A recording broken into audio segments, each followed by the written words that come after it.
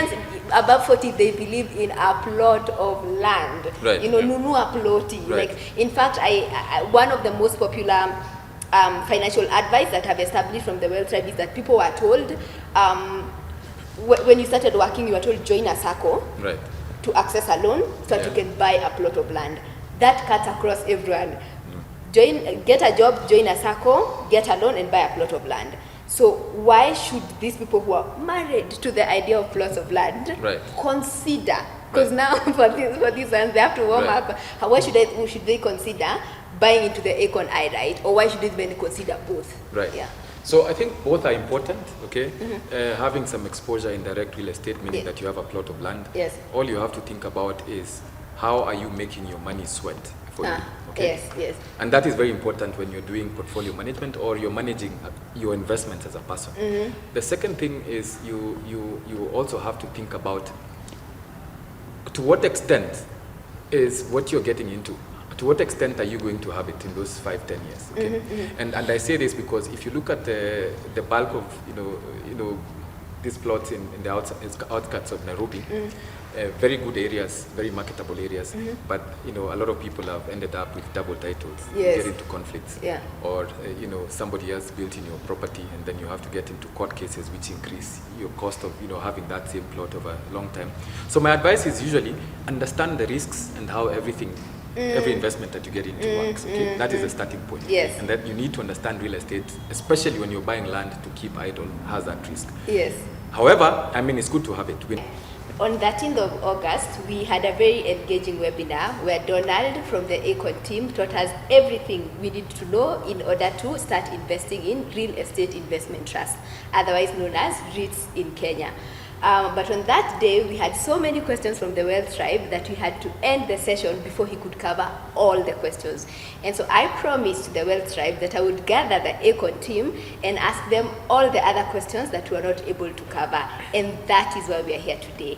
My name is Agatha from the Wealth Tribe, and this is where we learn how to build wealth together.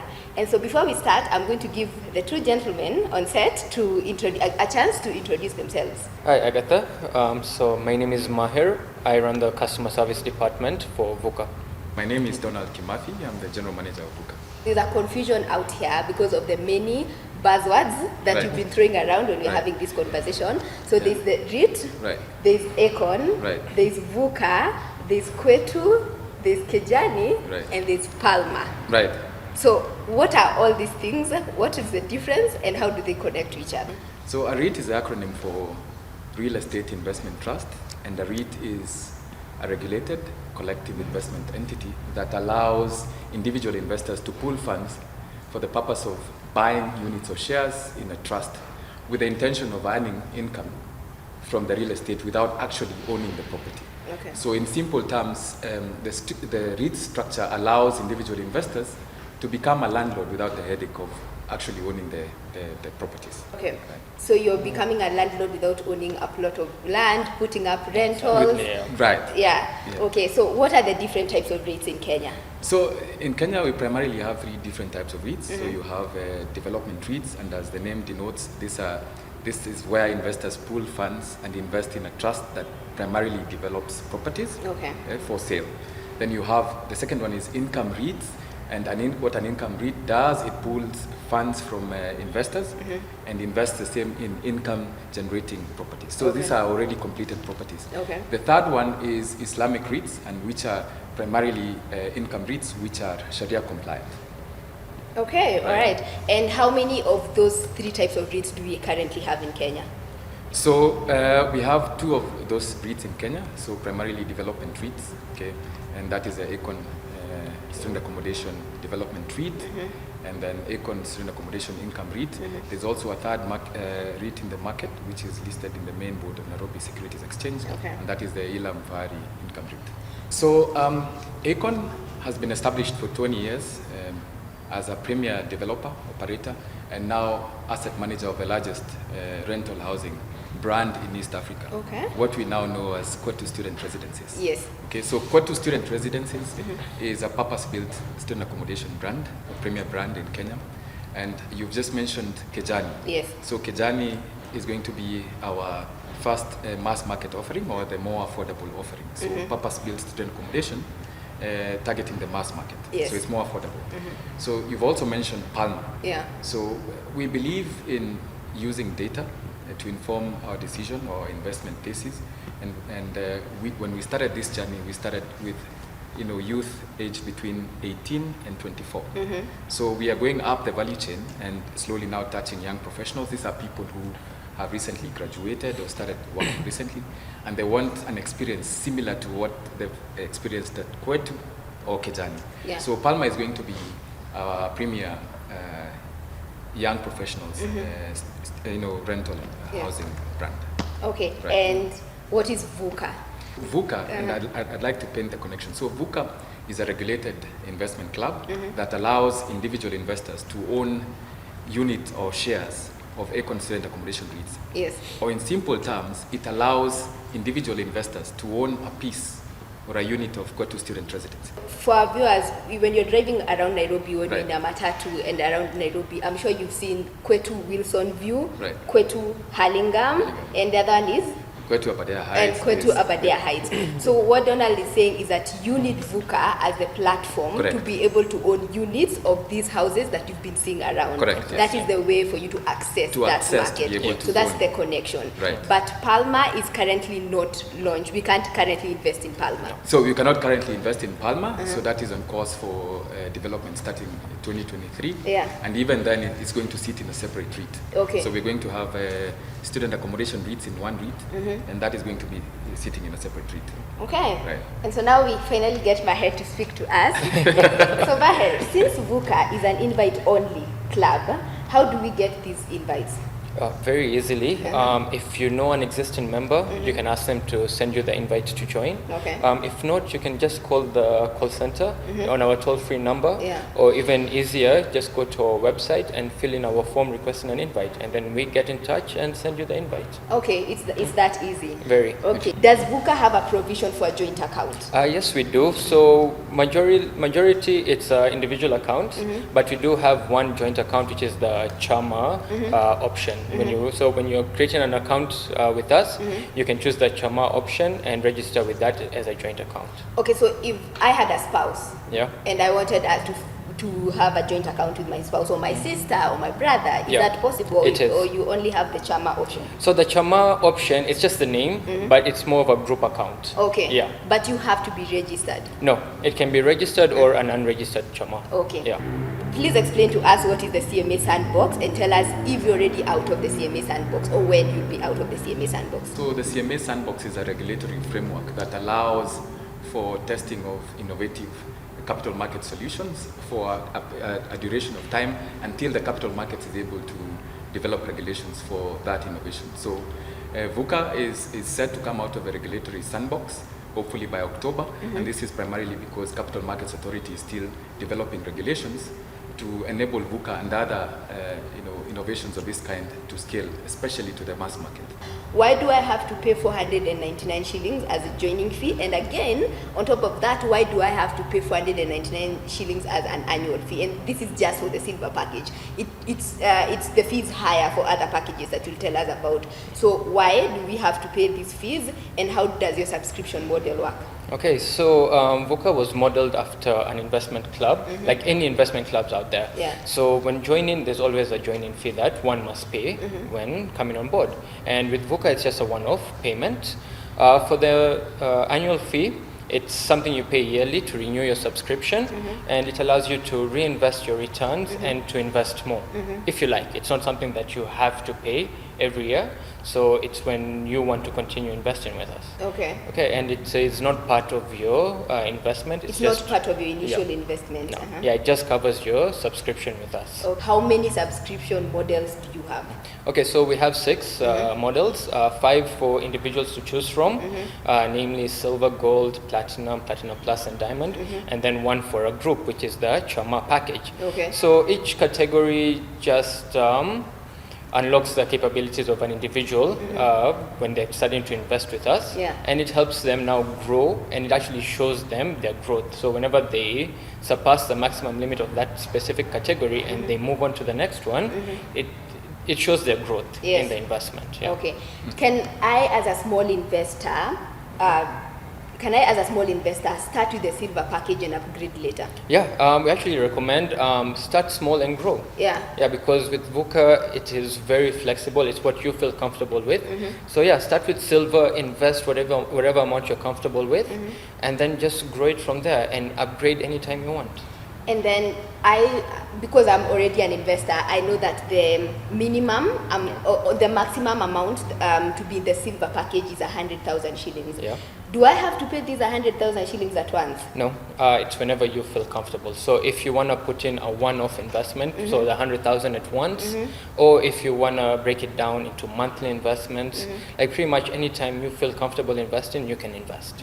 And if now as an investor, because I haven't reached that 100,000 shillings, when I finally invest 101,000 shillings, does your system, VUKA, automatically move me to the next category, or how does that work?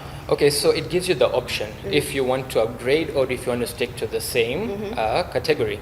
So if you want to invest more, you will have to log in and upgrade yourself, and you can do it anytime you want. Even before reaching that maximum limit, you can just log in and upgrade to the next category.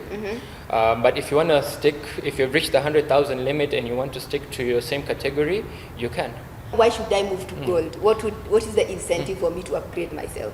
Well, you can invest more, that's one. But then if you get your returns, your dividends, you won't be able to reinvest it. So it will just be sitting in your account. So the benefit of upgrading is so you can invest more and get more returns. So for somebody who's in the gold, they'll get better returns than somebody who's in silver? No, the returns are the same. The percentage is the same. It's just the amount you can invest, the maximum amount. Okay. Do you also charge management fees? No, we do not have any management fees. Okay. Yeah. So that is the beautiful thing about VUKA. So unlike traditional collective investment schemes, which charge a management fee, an investment club does not charge a management fee. Okay. So for VUKA to fund its operations, we normally charge a joining fee and an annual fee which allows then access to the platform. Okay. So VUKA does not have any other source of income to fund its operations, unlike other collective investment schemes. Are there any other hidden fees? Everything is actually open. There's nothing that is hidden. The only fee, I wouldn't really call it a fee. It's more like an administrative cost, which is 3%. Whenever you place an order to buy or sell your shares, the units. Yes. So yes, it's an administrative cost that covers our administrator and our broker. Well, the 3% covers administrator fee, the brokerage fee, and most importantly, the platform fees at Nairobi Securities Exchange. Okay. So this is a fee which is outside the purview of VUKA. Okay. And the fact that the security or the REIT is listed in the USP, then that fee would need to be paid. Okay. Yeah. And does this 3% cut across all categories, whether you're silver, gold, chama? Yes, all categories. It cuts across all categories. Okay, good. It's standard. Yes. That's what you're saying. For the silver subscription, I will try member asked me, for the silver subscription, I am to pay the 499 joining fee and also another 499 per year, which I will have to pay every year. We are clear on that. If I am unable to pay the annual fees, what will happen to my investment? Your investment will still be there and you'll still be getting your returns. So I will not lose my units? No, your units are there for good. They're there. You've bought them, they're yours. You're getting returns on the units that you've bought. Okay. Yeah. And is it possible to pay the annual fees for 5 years? No. This is, as you said yourself, it's an annual fee and it is required every time your subscription is coming up for renewal. Okay, so you can't make a prepayment? No, you can't. All right. So Donald, if the market faces an issue, in the finance market, if the market faces an issue, the real estate market faces an issue, and there's a huge loss, will my units as an investor, will my units be withheld, and will I be able to sell them since I'm in the lowest category? I think this is somebody who's in the silver category and they've just started the investment journey and they're very clear about, I need to protect this small investment of mine. So what happens if the real estate market crashes or something? Right, so the beauty of availing or listing the income REIT in the USP is so that an investor has an easy entry and an exit, meaning that at the point when you want to exit, there's a willing buyer who's willing to buy those units. Yes. So there's no there's no chance that an investor who's invested in the REITs will be unable to exit. Secondly, it's important to understand the real estate industry and how that operates. So if you look at, for instance, the segment that we got into, the purpose-built student accommodation segment, if you compare it with, for instance, you can compare it with residential or commercial. This is the most attractive, the most profitable segment as at now. Yes. So what we have seen in the last 5 years that we've been in that market, the returns have been growing year on year. The demand of the properties, in our properties like the one we are in right now, you will not be able to get a showroom. Yeah. We discussed that. Yes. We might go view another property. But what this tells you is the nascent need for real investments in real estate, credible investments in real estate. And my view is that in the medium term and long term, the market outlook is good because there's really effective demand in the market, and we have a good brand out there which consumers or students are willing to live in and pay for services. Okay. You mentioned a buzzword, USP. Right. We will talk about that later. Correct, yes. Yeah, but for now, think of, so the person who sent this question is a total beginner investor. Right. We said that you can start investing, or you can start buying these units with as little as 220 bob, roughly, right? Because currently one unit is retailing us 20 shillings and 80 cents. Yeah. So for about 220 shillings thereabout, you can start in your investment journey. Now, this person to ask me, I have 1,000 shillings. I am a first-time investor.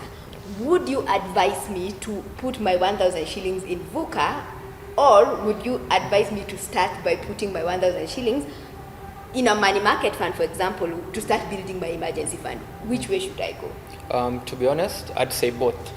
Yeah, because the whole point of VUKA is not to like take everything and put it in with us. Yes. It's so you can diversify your investments. So put it in both. Have like for example a money market for like an emergency fund, short term, and then have VUKA as a medium to long term investment and let it grow. Okay. Yeah. So at the end of the day, either way, before you start investing, because I think it's very important for our viewers to understand that real estate is not a short-term investment, right? So you don't want to put your 1,000 shillings and then 2 weeks down the line you have an emergency and you're like, hey, VUKA, please give me back my money. Right. It's very important for you to first establish your emergency fund before you start investing in VUKA. Yes, and we'll discuss that later about the liquidity of the investment. Okay, but for now, during the webinar, Donald, you shared that one of the advantages of investing in the Acorn I-REIT is liquidity, as compared to other investments such as buying a plot of land. Okay, 70% of the Wealth Tribe members who are watching this are between the ages of 25 to 34, which means that 1,000 bob that you're encouraging them to invest actually matters to them. These 1,000 bob actually matters to these people. When they sell their units, how fast can they liquidate their investment? And maybe you should start by explaining to people what is liquidation, what does it mean? What does it mean for an investment to be liquid, and how fast can I liquidate my investment? So liquidity denotes the ability to quickly convert your investment into cash. So that is what it denotes. Okay? And as compared to a plot of land where you have to sell whole, for REITs or an investment in VUKA, you do not have to sell whole. And the second thing is that it is listed in Nairobi Securities Exchange on their unquoted stock platform. So what this means is that at any given time there will be a willing buyer, the same way you're a willing seller. And therefore that brings me to how often then are you able to trade this security on the Nairobi Securities Exchange unquoted stock platform. So there's one trade cycle every month, on the last day of the month, and therefore if you initiated a trade or a sell cycle at any point of the month, it's executed on the last day of the month, and you are able to receive your money within 7 working days, whether it's to your M-Pesa or to your bank account. Okay. Right. All right. So that's clear. Yes. Maher, in your opinion, what's the least amount one should invest to get a good passive income from the Acorn I-REIT? Well, we do recommend a minimum of 8 to 10% of your monthly income. And just like keep it consistent. Yes, because it's very important for people to understand, because this is a question I get often that, hey Agatha, I invested my 1,000 shillings on VUKA and I got a very little sum of money in terms of my dividends. Right. It's very important for people to understand that you're not going to achieve financial freedom or financial security by investing 1,000 shillings on any platform. Right. It's not just VUKA. Right. And so what he's recommending is that you should have a financial plan where you consistently invest 10% of your salary towards VUKA or towards any other investment. Exactly. Right. Yeah. All right, so how long do I have to wait? So this is to Baher again. How long will I wait to see interest after buying my units of VUKA? So if I buy today, if I decide I like what these guys are talking about, I want to put my 1,000 shillings, how long do I have to wait in order for me to see the growth of my investment? Okay, so firstly, we don't offer interest. We offer returns in the form of dividends, which is paid out twice a year. Okay. And capital appreciation. This reflects on the share price, which is also affected twice a year. Okay. Yeah. And so if you join, like let's say if you join today, the next returns that you would be eligible for are the end year dividends payout and capital appreciation. and when are you likely to pay the end year dividends? Because one of the most common question I get, when will I get my dividends? That's what we want to know.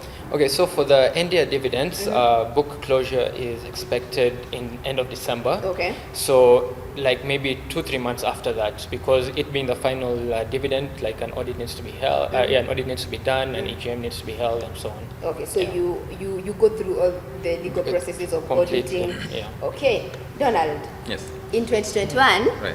you had a 9.4% return comprised of 4% capital gains and 4% capital gain and 5.4% in dividends. Right. Right? Right. So, isn't this too low? Knowing too well that currently in Kenya our inflation rate is playing between 8% to 8.4%, and you're giving us 9.4%. Why should we invest in this? This is like a return of, if you factor in inflation, it's like 1%. Why should I jump in? Thank you very much for that question, Agatha. So, inflation denotes a general increase in prices of commodities and services over a period of time. Yes. And in real estate, a real estate investment actually is a beautiful cover of that, because when the prices of commodities and services go up, what happens in real estate is that the rental prices also go up, Yes. and the valuation of the properties go up. Yes. So as a consequence, as long as there's inflation or a general increase in prices in any given economy, if you've invested in real estate, you'll be sufficiently covered from inflation. Okay. The other point that we also need to clarify is that investment in rental housing is medium term to long term.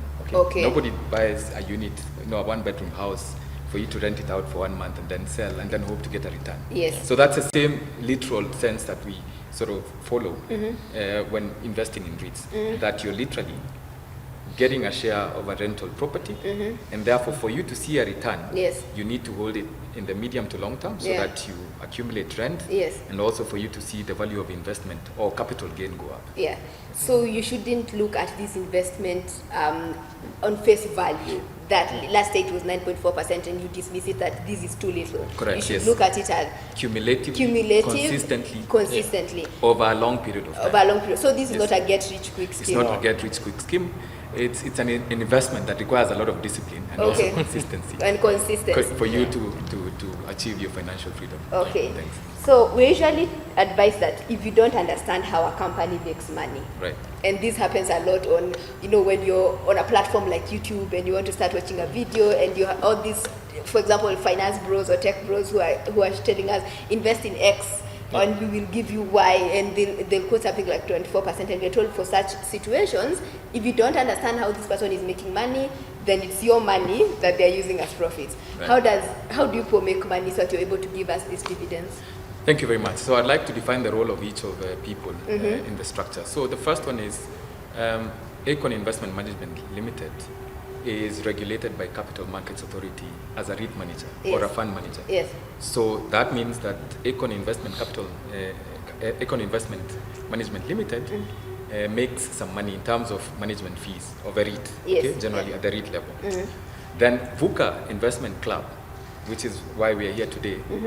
How does it make its money? It makes its money when you pay your joining fee and annual fee. Okay, that is what it uses to fund its operations. Okay. Then finally, and I get this question a lot, what is the role of Acorn in all this? So Acorn is a capital markets issuer and also sponsor of the Acorn REITs. What that means is that it is the largest investor in the Acorn REIT. So it invests alongside yourself, institutional investors, and all the other people who've invested in the Acorn REIT.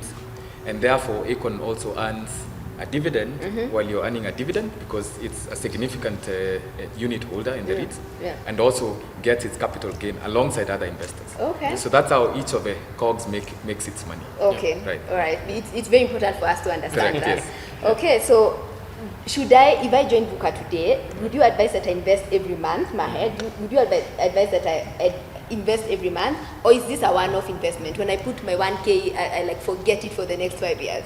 So that's actually one of the benefits of VUKA. Yeah. It's flexibility. You invest the way you want. So if you want to put in a one-off and leave it for the next 2-3 years, do you want to make consistent monthly investments, or do you want to invest this month, skip a month, invest the next month? It's whenever you feel comfortable. Okay. I think you already, because I was about to ask you about how regular are the dividends. You already answered that twice in a year. So what somebody saw online that you have 500 limited memberships. Why do you have a limit to your memberships?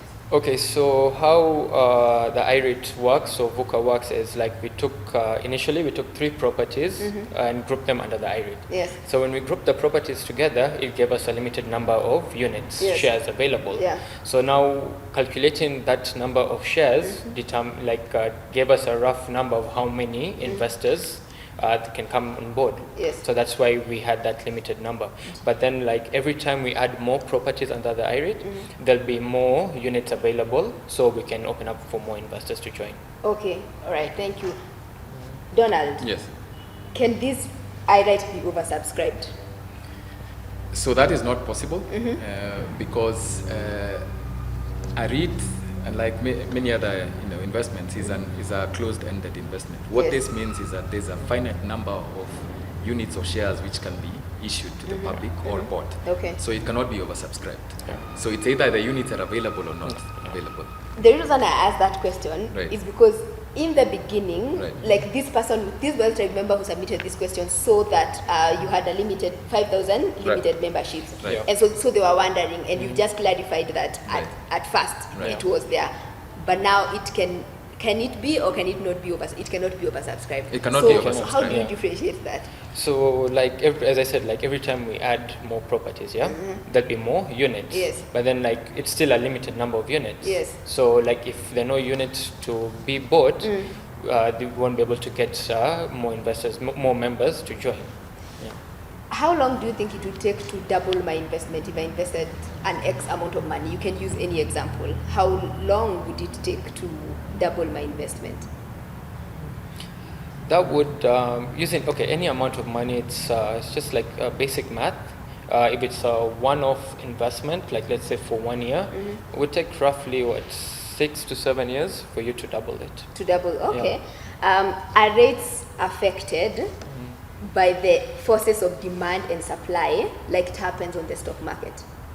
So thank you very much for that question. So the simple answer is no. Okay. And this is because Acorn REITs are pegged on the net asset value of the underlying asset. Okay. So the actual valuation of the Qwetu properties in that REIT. Okay. So in that regard, then, you do not expect the prices to fluctuate due to price discovery, as compared to the other REITs listed on the main board. Okay. And this is because valuation is done twice a year. So we only do valuation and financials twice a year. So that's the only time you expect either an increase or a decrease in the pricing of the REIT. Okay. So all right, that's clear. Twice a year, you value the properties and revise the unit price. The unit price. Correct. Yes. Okay.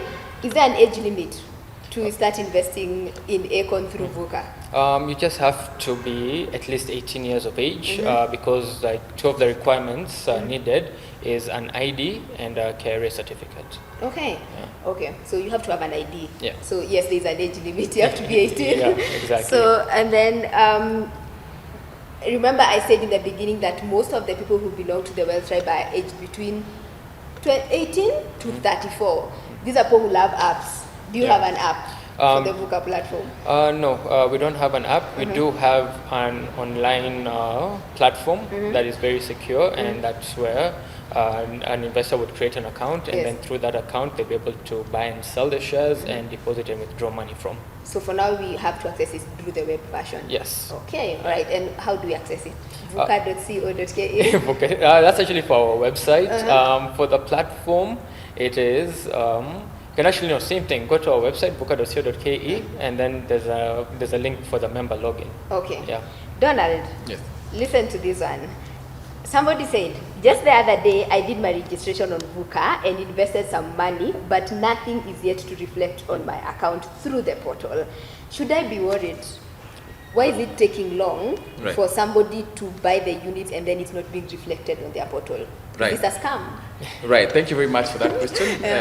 Like I explained earlier, when you make your order through the month, we aggregate this order and then we trade once on the unquoted stock platform at Nairobi Securities Exchange. Okay. So at any given time, once you place the order, you'll be able to see your funds sitting in what we call a static wallet. Okay. In your once you log into your account. Yes. So at the end of the month, once the trades are fulfilled, then the orders, the actual investment reflects in your account as an investment. Okay. Right. So people should not be worried. They should not be worried.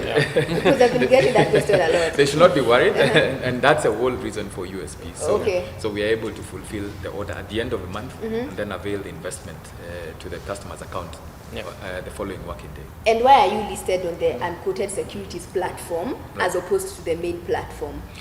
Thank you very much. That's a very good question.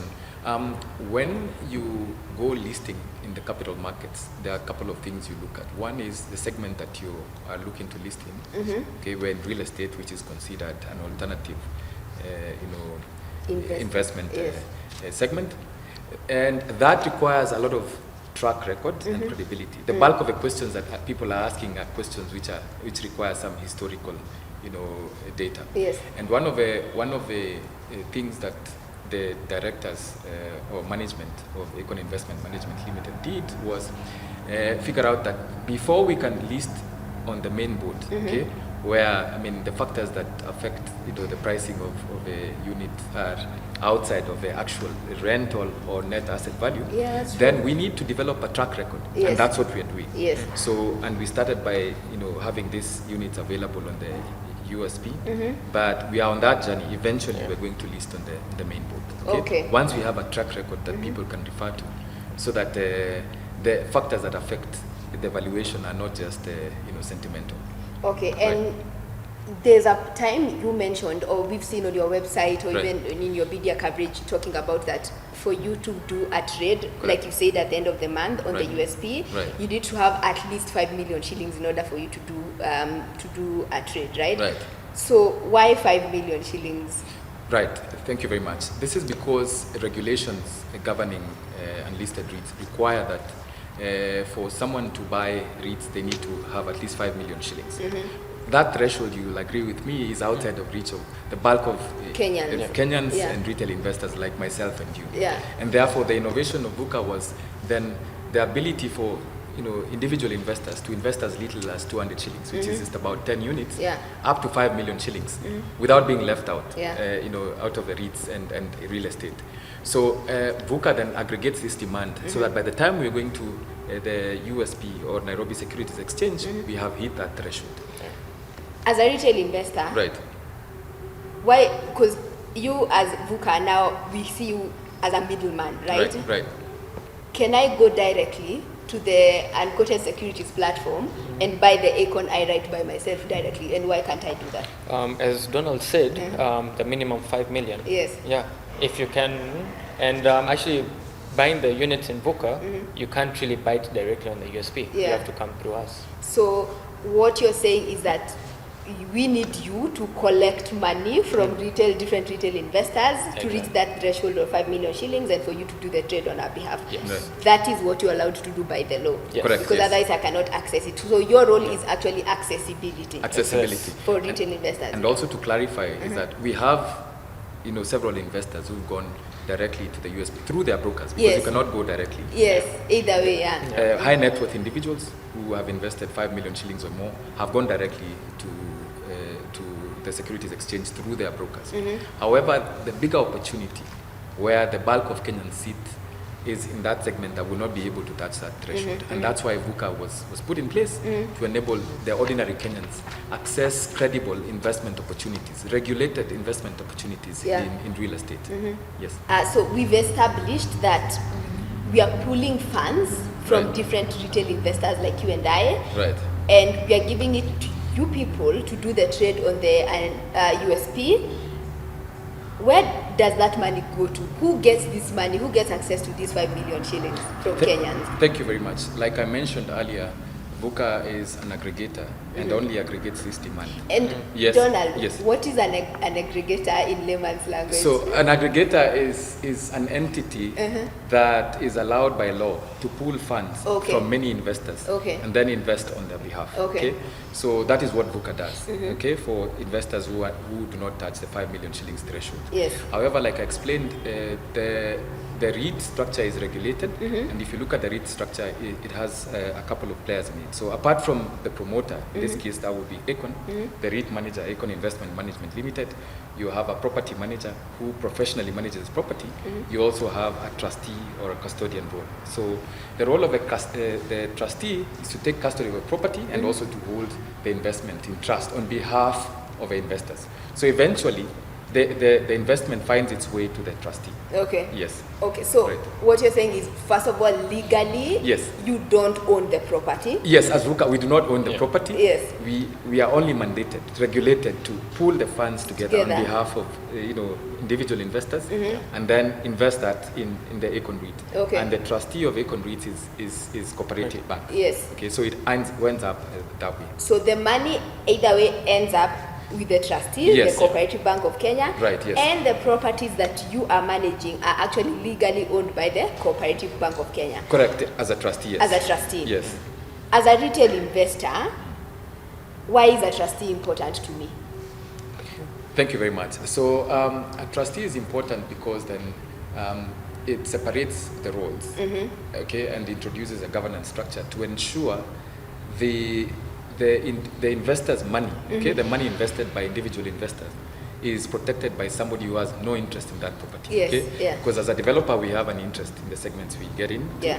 As an investor, you have an interest to ensure that your money is kept safe. Yes. And therefore, they get a third party to keep each entity honest, okay? So the property developer has a role to play, the Yeah. REIT manager has a role to play, the auditors, again, who have to be in that structure, have a role to play. And this is oversighted by the trustee of a REIT, Okay. The trustee also calls annual general meetings, okay, appoints auditors, Yeah. and has a trust that manages the REIT on behalf of investors, okay? Both big and small. So in a way, a REIT is the person, in a way, the trustee is Yes. the person who ensures the security of my investment. Of your investment, Yeah. Okay, that's very important to establish. That is because important. One of the most frequent questions that I get asked is, how secure is this investment? Correct. Yeah. So, and if you look at REIT trustees, they're banks, and the bank is regulated, one by Central Bank of Kenya, Yes. and at a second level, from the capital points of view, by Capital Markets Authority. Okay. So to ensure there is proper governance and oversight on investors' funds. Okay. And so this is another question that was submitted, and I will read it as it is for you, Maher. Also, if I purchase the units at the current price, so the current price is 20 shillings and 80 cents, Yeah. will I get them at the end of the month at that price, or will I buy at the price that they will be at the end of the month? So it's going to be the same price that you place the order with, because as Donald had mentioned earlier, the unit price going up only happens when our properties go for an evaluation, Yes. which is twice a year. Yeah. So, and even if you're, let's say for example, you buy the share price today, and then we're expecting we have had an evaluation and we're expecting it to take effect at the end of, early next month or at the end of the month, you'll still be buying it at the price that you placed the order with. Yeah. Yeah. So if I buy today at 20 shillings and 80 cents. Yeah. And then the same unit is 20 shillings and 80 cents next month. I shouldn't call you guys and complain and say this thing is still worth the same. No, because as we said earlier, it's just when those valuations happen. So we should sit still. Yeah. It's a Grow your mid-term to investment. long-term Yeah. investment. Yeah. And sit still and wait for the valuation. It will happen and it will be public. It will Yes. be made public. Yeah. Yes. Okay, all right. Can I start investing? This is to Maher again. Can I start investing today? Let's say I put my 1,000 shillings, my 2,000, 5,000 shillings. Stop. Maybe I lost a job or my income streams stopped flowing. Can I stop and come back later? Yeah, of course. As I had mentioned earlier, it's the same thing as flexibility. Yeah? Stop now. Whenever you feel comfortable investing with us again, come back. Okay. Even if it's 1 month, 2 months, 3 months later. All right. So- And sorry. So if I'd add to that, so the VUKA concept has been built with, your typical life stage in mind. That you will start investing on some months when you have surplus. Yeah. Some months you might want to take a trip with your family or friends, and then that's what you're focusing on. For instance, the upcoming Christmas season. Yeah. You can take a pause Yeah. or reduce the amount of investment you're making. Yeah. Or completely stop and then come back at a later time and continue investing. So you can also invest one-off, invest lump sum, or invest daily, invest monthly. Whatever you whatever choose. amount, Yeah. whatever Whatever works for you. your lifestyle. So Yes. VUKA is built around flexibility to enable individual investors make a very easy informed decision when they want to make an investment. Okay, Yeah. perfect. So it's for you to choose, basically. Correct. Yeah. And again, at the end of the day, this is a good time to remind the Wealth Tribe that remember that you have access to the platform, Yeah. right? So Anytime. at any point at night during Correct, the yes. day, you can log in onto the platform, Yes. place a buy order, place a sell order. So Yes. it's on Correct, you. yes. You actually do not have to. I don't have to call you Maher Right. and tell you that buy for me 200 units. I have Right. access to the platform, and Exactly. therefore, in my financial plan, I can decide when to log in, when to sell, and when to buy. Yes. All right. Cool. You speak of investing in the Acorn I-REIT in terms of buying units. How would you define a unit? Well, a unit is, in simple terms, it is like a part ownership of a real estate asset Yeah. held by a trustee.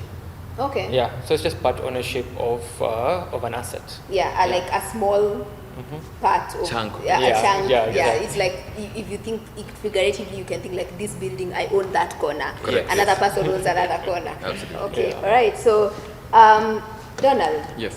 Now that we know what a unit is, Right. and now that we know that currently 1 unit of the Acorn I-REIT retails at 20 shillings and 80 cents, how did you determine when you started Right. this when the Acorn I-REIT was launched? How did you determine the cost of the I-REIT So or the cost of the 1 unit? How did you determine that? correct. So I mean, when setting up a REIT and doing a price determination, the starting point is usually the valuation of the property. So the valuation of the property divided by the number of units you want to issue gives you the unit price. Okay. Like when we rolled out the Acorn Student Accommodation Income REIT, it was established, the valuation at that point was 750 million. Yes. Okay, and we were issuing 37.5 million units, meaning that if you divide 750 million divided by 37.5 million, you get a unit price of 20 shillings. Okay, that's where you started. So that's at where we 20. started. Yeah, 20 shillings. Okay. So that has since changed because the valuation has changed Gone over up,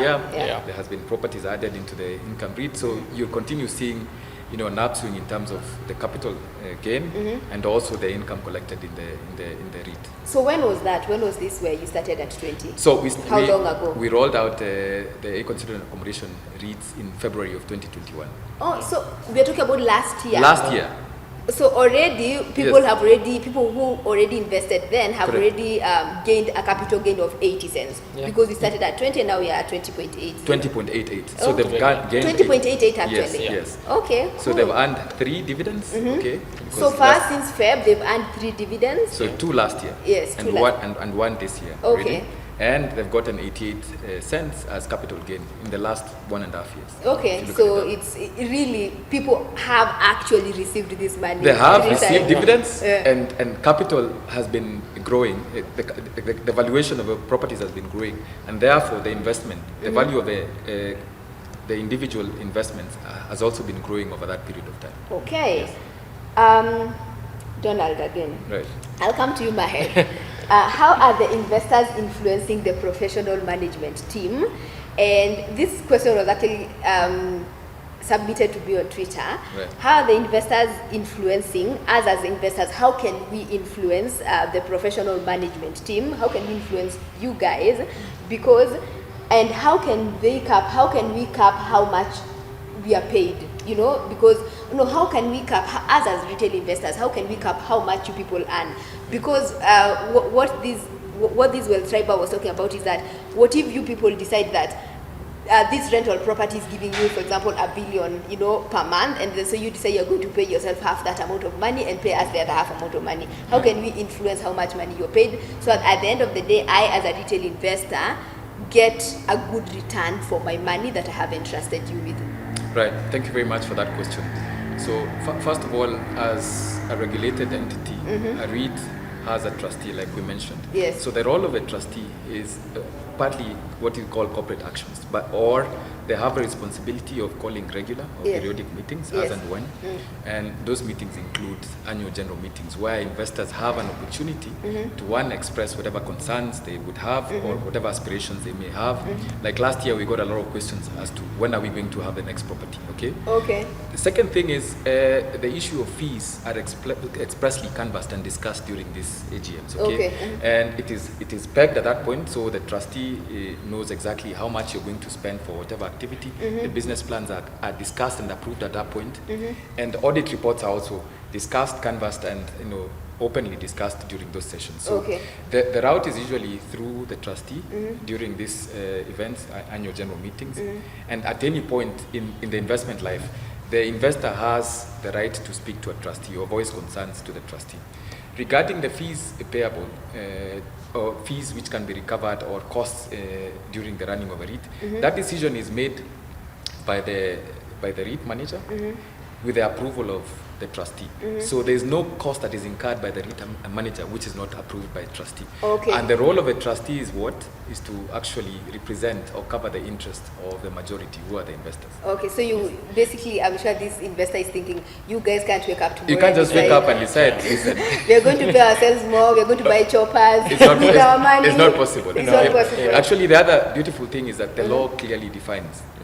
This is the only investment where the law does not allow retention of income. It does not allow retained earnings. So, and the law clearly stipulates that you have to issue at least 80% of ordinary taxable income. This is by law. Yes. Okay. If you look at stocks, they do not have. They can decide to retain earnings and do expansion. Yes, in the case of REITs, it's clear how much income is coming, even in terms of the actual numbers that should be paid to investors. If you look at last year, full year results last year, Acorn I-REIT paid 93% of its ordinary taxable income to the investors. Yes. So beyond the minimum threshold. Beyond the 80% minimum threshold. Yes. And why is this? Because the investors are, very engaged, very involved. The trustee has also been keeping an eye on the cost, and also in terms of the model we've taken. If you look at our buildings, the green buildings, if you look at the services on offer here, we ensure that we manage costs at a very minimal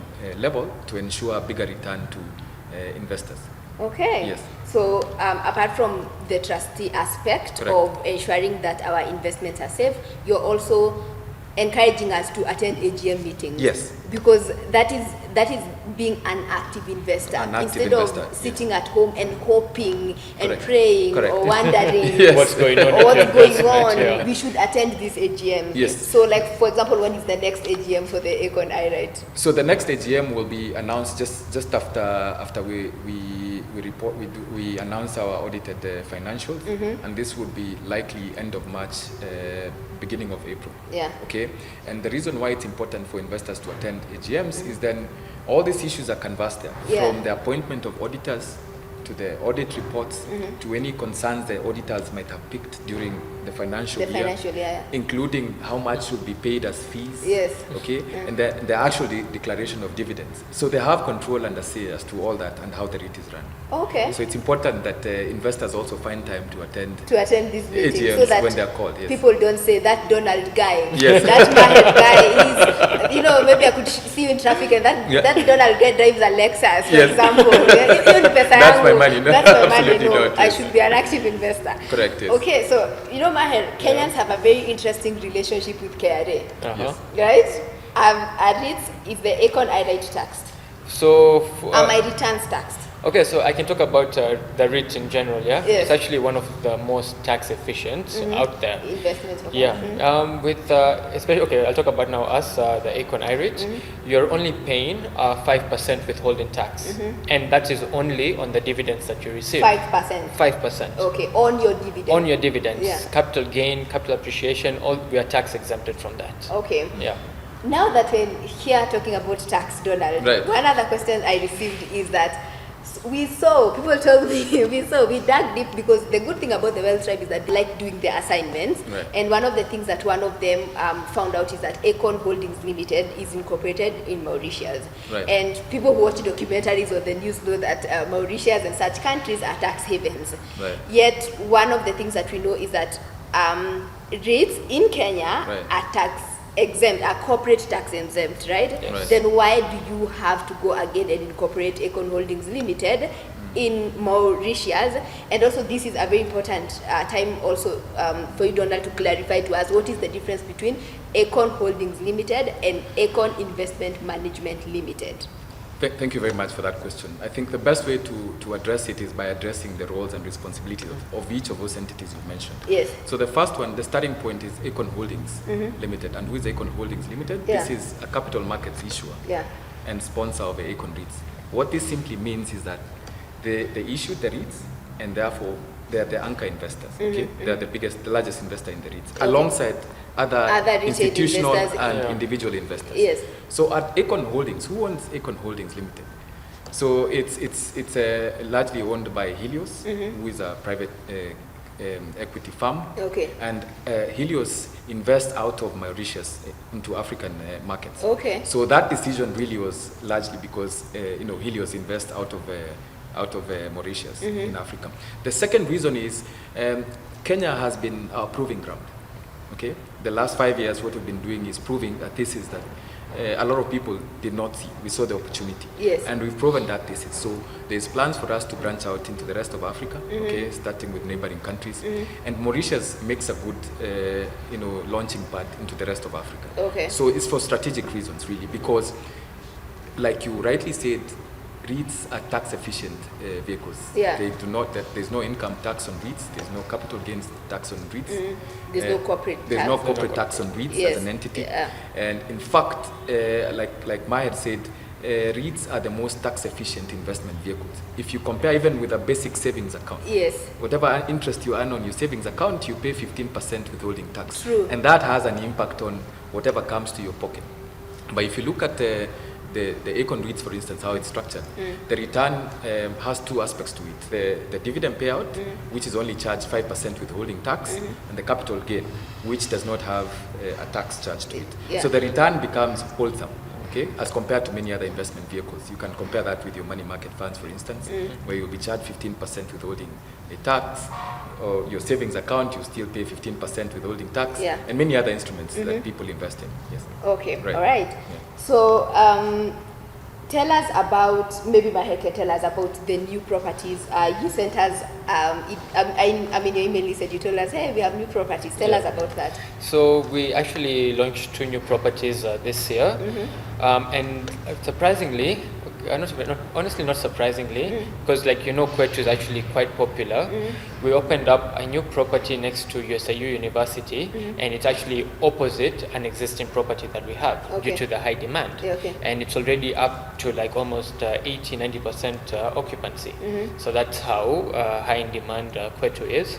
And we launched another property called our Hurlingham property earlier this year. I believe it was in February, and it's already up to 82% occupancy. Okay. Yeah. So this is a good thing for investors. Very good because thing. why is it a good thing for investors when we see you launching new properties?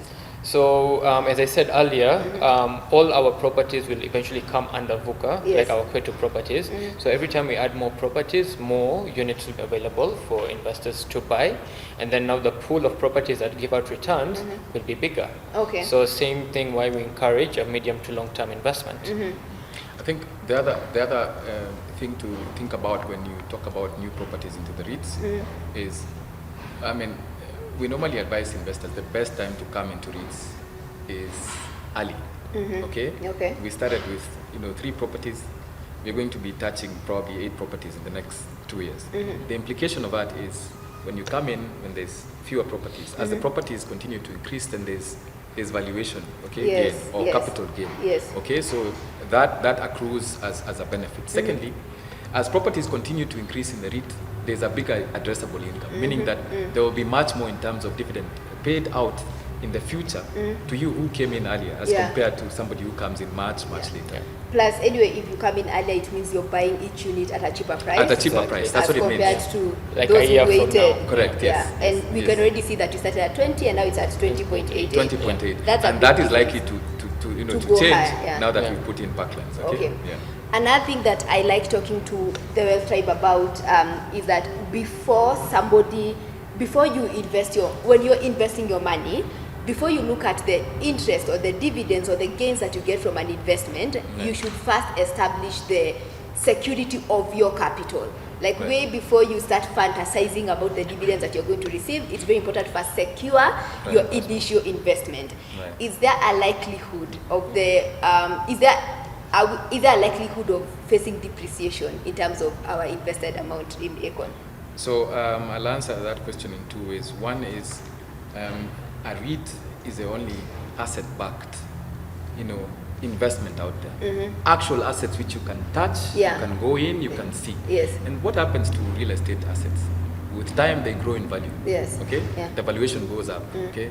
The piece of land you bought for 50K somewhere outside of town is costing probably 200,000 now. Yeah. So because of that effect, when an investment is asset-backed, real estate asset-backed, it means that it will grow in value over time. Yes. Okay. The second bit is what the REIT structure does over time, that you continue adding properties as long as you're in an attractive segment, and I defined why the segment is attractive, that we have 400,000 students who come into Nairobi every year Yes. to study Yes. for tertiary education or university education. There's only 40,000 beds. Okay, meaning that there's a whole gap of 360,000 beds in Nairobi, and that's why we got into that sort of That space. segment. Yeah. Very attractive. Yeah. We've continually seen demand, like you've seen in this property where we're in. There's no Yes, show so house. we are currently in Qwetu. Qwetu Wilson Wilson View. View. Yes. Yeah. There's no show house. You Yeah. are not able to be taken on a tour here. Yes, because yeah. of that. So for that reason is when you get into an attractive segment and it's fully asset backed, then you're sure that your investment is going to appreciate over time. Okay. Yes. All right. So it's asset. It's just like I said in the beginning, is that Correct. when you're moving around Nairobi, you can Right. see the Qwetu Wilson View, Qwetu Ruaraka. Right. You can physically see these buildings, Yeah. Right. and so that is what he means by asset backed. You can Yes. see it. You can The touch actual, it. yeah. The actual building. Yes. Yeah. Now, Donald, a very important question that I've been asked many times. Right. There are few companies in this town, or Right. even in this country, who are offering off-plan affordable housing, Right. okay, units Right. in Nairobi. So for about 1.8 million, what we've seen in the market, between 1.8 million to 3 million, one can get a studio apartment or a small one-bedroom apartment. Right. As a young person, Right. if I have my 1.8 million, or Right. or if I have a stable job and I know in the next 3 years, because it's an off plan to mean that you're buying these properties over time, Right. you have a monthly payment system. Right. As a young person, if I have my 1.8 million, or I know I can establish that I can get the 1.8 million over time, should I go the off plan way, or should I invest in the Acorn I-REIT? And why should I pick the Acorn I-REIT as opposed to buying my own studio apartment using an off-plan system? Okay, so that's actually a very fun question. All right, so let's look at it in in depth, yeah? Yeah. It's an off-plan. You're buying an apartment, like let's say a studio apartment goes for roughly 2 million shillings. Yes. That's the most you can get. In Nairobi. Yeah, and it's been off-plan. That means there's a timeline by the time you purchase it and by the time it's completed. Yes. And it's being still in development, there's a lot of risks involved. So it can be delayed even more, and you never know what can happen. Yes. But then let's say you pass that stage, the apartment is already, the studio apartment is up, and now it's all yours. So now the next hurdle is finding a tenant. Yeah. So with that, you have to market the apartment. So that's extra cost for you. Yeah. How long has that taken? Maybe an extra 1 year, 2 years by the time you get someone. And then by the third year, yes, you've gotten someone, and at max, you're getting around 15,000 shillings worth of rent every month. Yeah. So in 1 year, that's roughly 180,000 shillings, and there's still tax that you got to pay, which would probably bring it down to 160, 165. Yeah? And that's now in 1 year. If you kept your money in VUKA at the beginning, so that's a 3-year timeline. By the end of the third year, you've made 160,000. Okay? If you kept your money in VUKA that first year, 2 million shillings. The first year you've gotten 200,000. If you look at that 11.1% returns, 200,000 already. The second year, with you reinvesting your returns, it's an extra 220,000. So in 2 years you've already made 400,000 worth of returns. On the third year, it's probably going to be around 235, 240. So in 3 years you've made 600,000 shillings worth of returns in VUKA. But in the off-plan studio apartment, you've only made 165. From what I'm hearing you say, Baher, is that because I have seen in the news, I believe every Kenyan has seen in the news where people were told give us your money.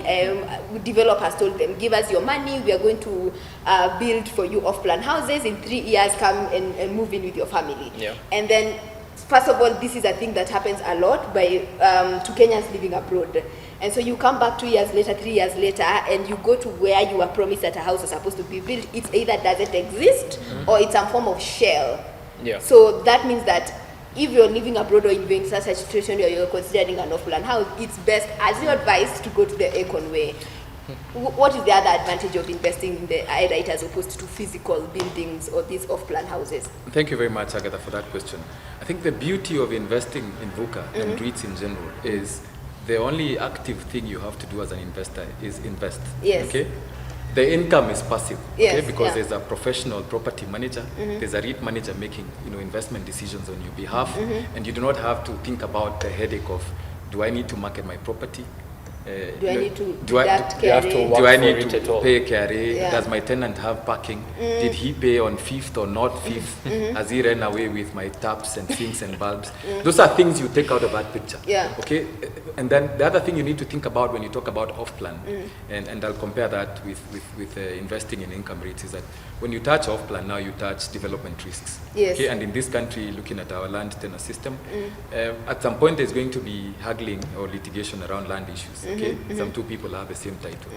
If you go past that hurdle, you have to think about how long it takes for you to get, for these developers to get, say, statutory document approvals. And what happens if the local governments change their mind about development of, say, studios or 1 bedroom in that area, and you've already invested.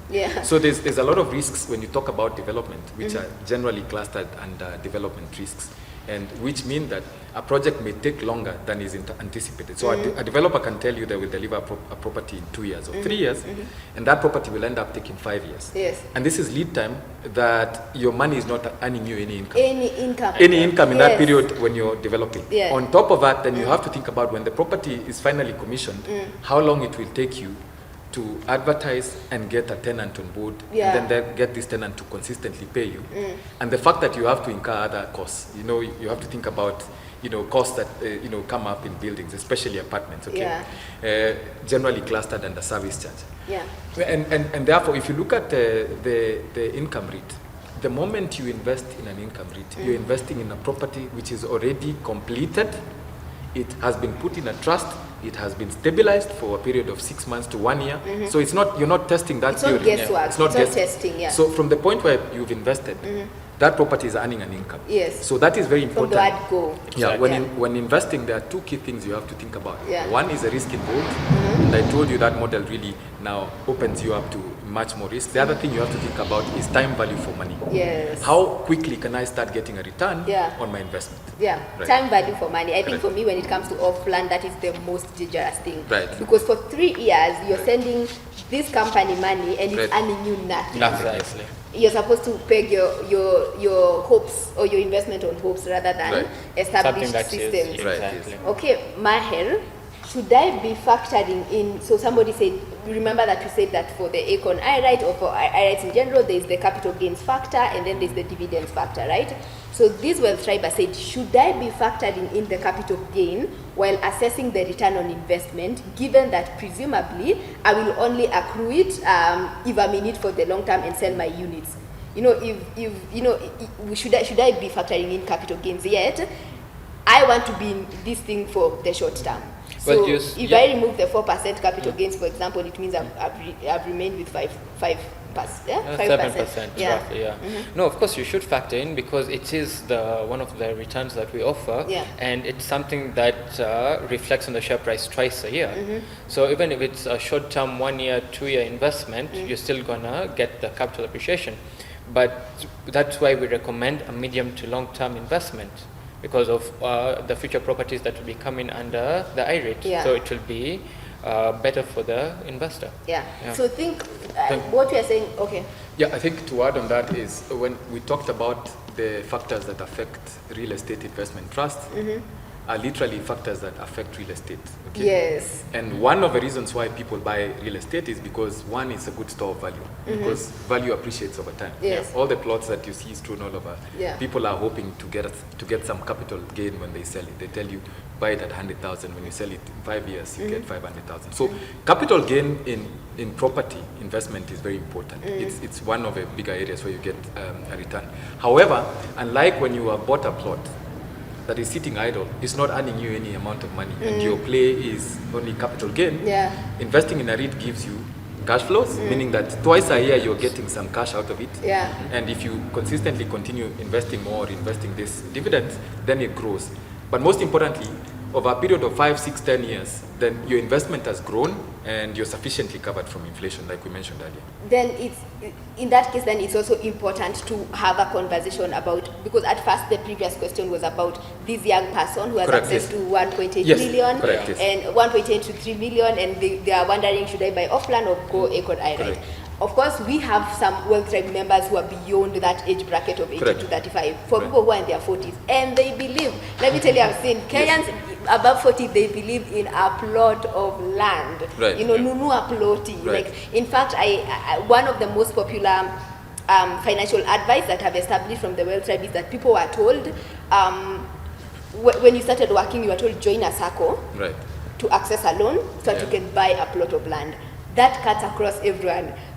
Get a job, join a SACCO, get a loan, and buy a plot of land.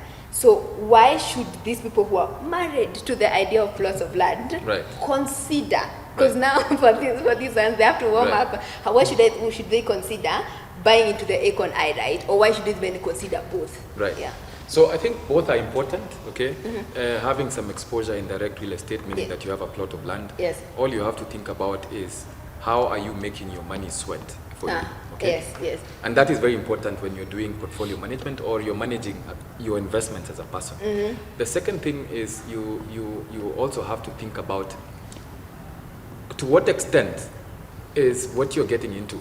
To what extent are you going to have it in those 5, 10 years? Okay? And I say this because if you look at the bulk of these plots in the outskirts of Nairobi, very good areas, very marketable areas, but a lot of people have ended up with double titles, Yes. get into conflicts, Yeah. or somebody else built in your property, and then you have to get into court cases, which increase your cost of having that same plot over a long time.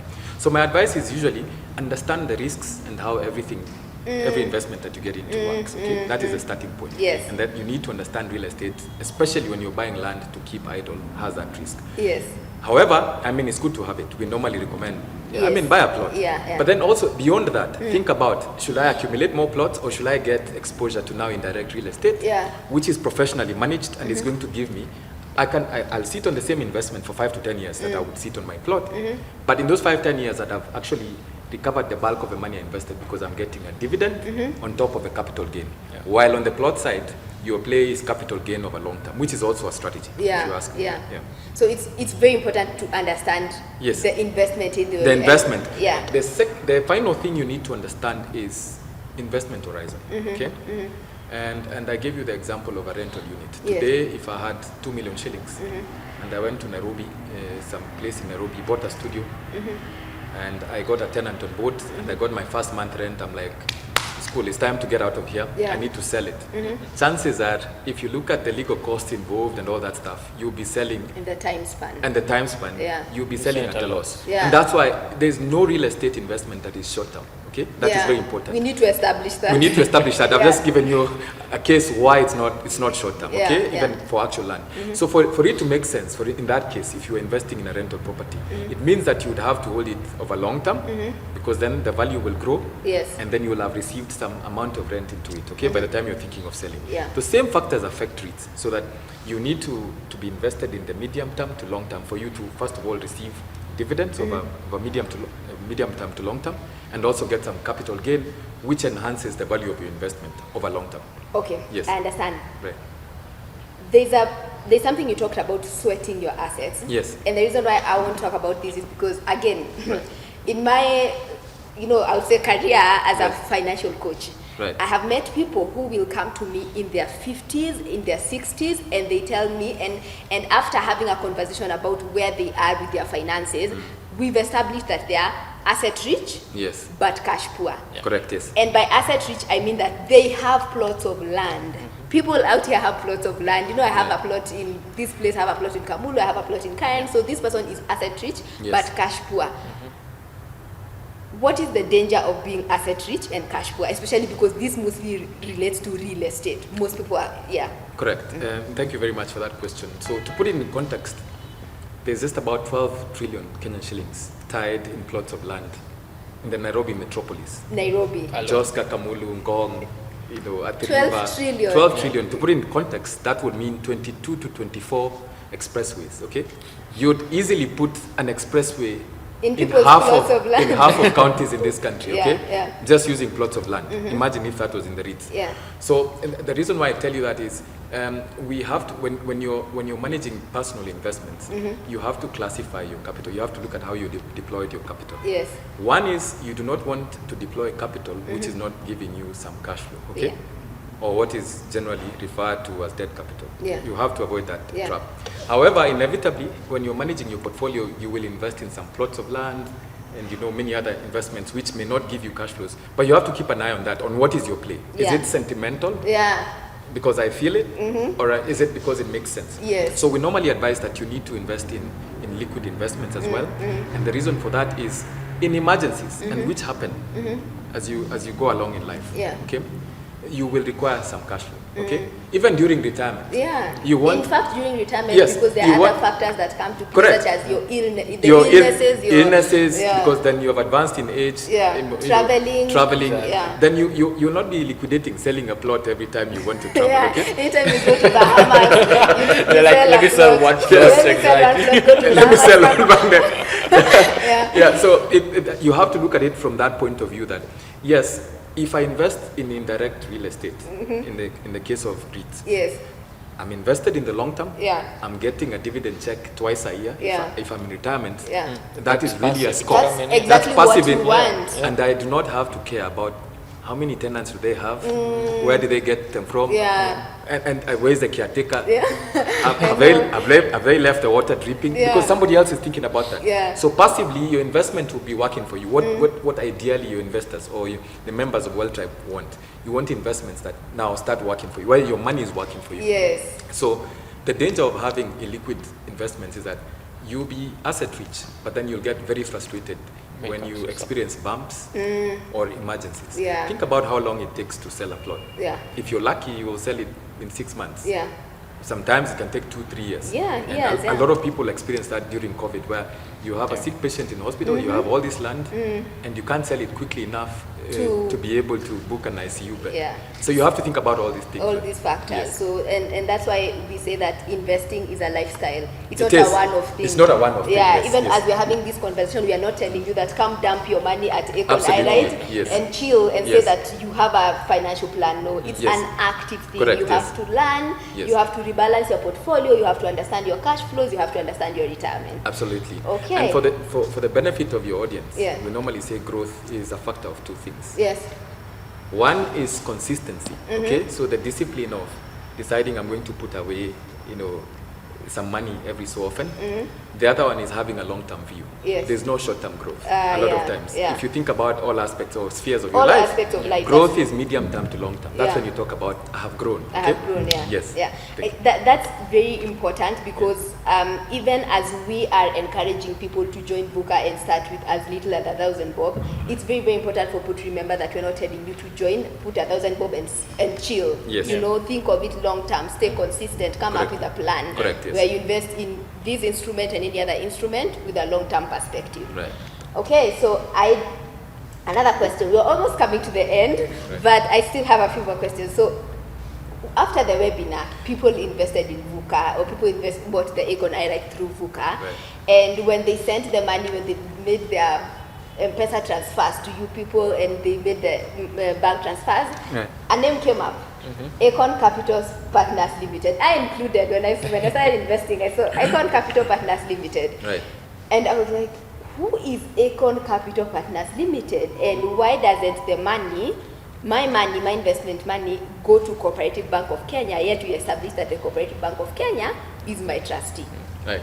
Who wants to handle that question? Thank you very much for that question, Agatha. So Acorn Capital Partners Limited is VUKA. Okay, so VUKA is the brand name. Yeah. And Acorn Capital Partners Limited is the entity that is in the sandbox currently. Yes. It's the entity regulated by Capital Markets Authority to pool funds from individual investors and then invest on their behalf in the Acorn REIT. Yes. So the money the money comes to Acorn Capital Partners Limited because then Acorn Capital Partners Limited puts all this money in one pool and then invest on your behalf from the USB or Yeah. the unquoted securities platform. Yes. Okay, then distributes those shares to the members of the club.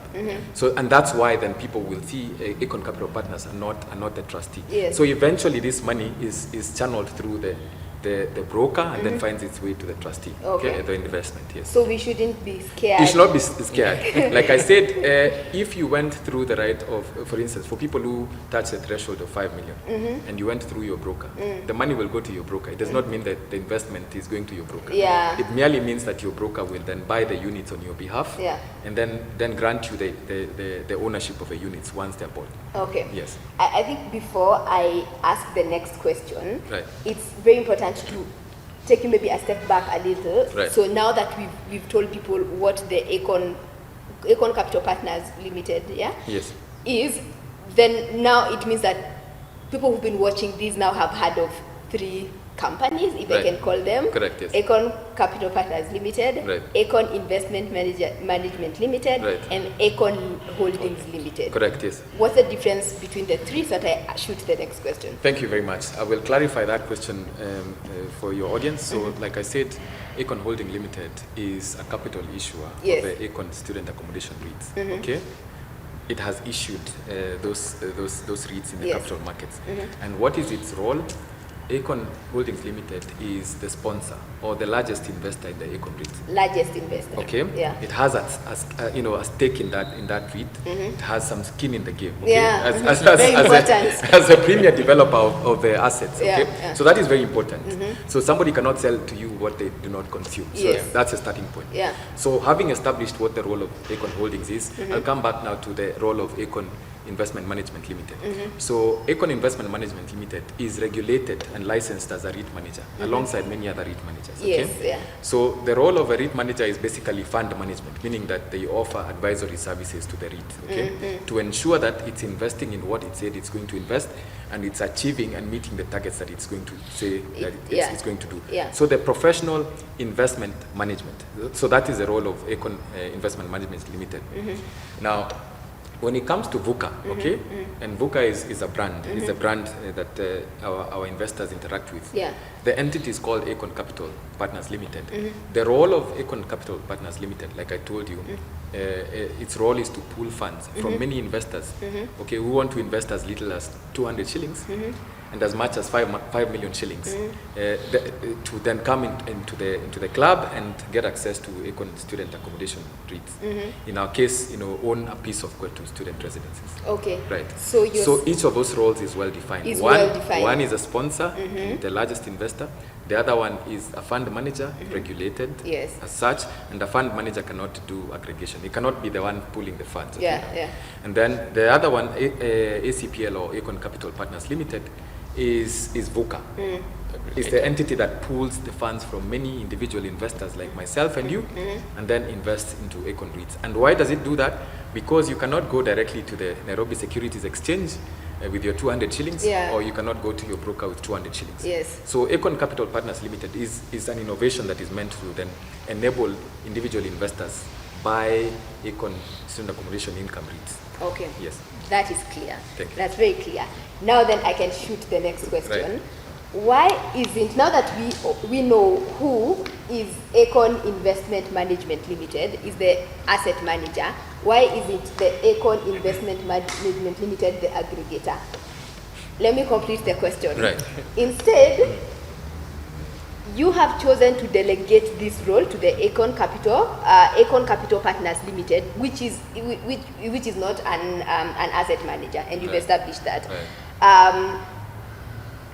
This Wealth Triber is concerned that if you have the three of you, as we've established now, why do we have so many parties? Because the more parties involved, the more expensive the investment gets. Right. So why can't the Acorn Investment Management Limited play the role of aggregator? So first of all, like I said, Acorn Investment Management Limited is licensed as a fund manager or a REIT manager. Yeah. And the role of fund management is distinct and separate from other roles. Okay? Yeah. So it cannot play the role of an aggregator because by law it's not allowed to. Okay, yeah. So ideally, if you are looking to buy, for instance, a REIT above 5 million shillings, you would go to your broker. You would still not come to Acorn Capital. As much as they are the fund manager or the REIT manager, you would not come directly. You go through your broker. Okay. Yeah. And that's a route. Yeah. So now, in the case of individual investors, especially in the retail market, then we sat down and asked ourselves, how do we give opportunity for credible investments? Because a lot of Kenyans have been conned or fallen into schemes which are not regulated. And Kenyans are yearning, they are yearning for credible investments. That's true. That's true. If you look around here, people are investing in all manner of things because they do not have many options. People also want to invest in real estate because we are very emotive about real estate, but there's no opportunity because you have to buy a whole asset or buy a plot, then you find yourself in the same problems, and then you have to build and look for a tenant. So what VUKA came to do, cognizant of that challenge in the market, is then to provide credible investment opportunities for the small guy. Okay. So if VUKA was not there, it would not be possible for you then to buy, an invested. That's true. Yes. Yeah. So you'd have to go through the broker. If you then touch 5 million shillings, then beating the whole sense why you need to invite the bigger Kenyan populace into the REIT market. Mahel, as an investor, because I encourage Wealth Tribe members to invest in what they fully understand and always do, to the best of their ability, check the financials of a company. Where can I get the financials of Acorn I-REIT? Well, everything is published. Even if you go to our website or even Acorn's website, under disclosures, you'll find everything published there. Like if you go to our VUKA website, vuka.co.ke, and all the way at the bottom, disclosures, you'll find our financials are published. Okay. When it comes to the riskiness of this investment, how risky this investment is, what is the risk that the Acorn Investment Management Limited will fail to honor unit holders' orders, or will collapse and disappear with investors' money, and how are you mitigating that? Thank you very much for that question. It brings me back to the definition of a REIT and the REIT structure. So in the REIT structure, you have a REIT manager whose role is to primarily manage the fund. And the REIT manager is not the custodian of the fund. Okay. On the right side, you also have a trustee who's also the custodian, okay, of the actual assets and any funds that may be in the REIT, okay? Yeah. So the reason why that structure is that way is to ensure that there's governance in terms of how the money moves from the investor to any brokers or aggregators that may be involved, and then eventually to the trustee. Yeah. The role of a REIT manager is to offer, advisory services and investment expertise to the individual investors in the REIT. Okay. So there's no chance that there's any money sitting with the with the REIT manager. With the REIT manager, Yes. yeah. Yes. Okay. Yeah.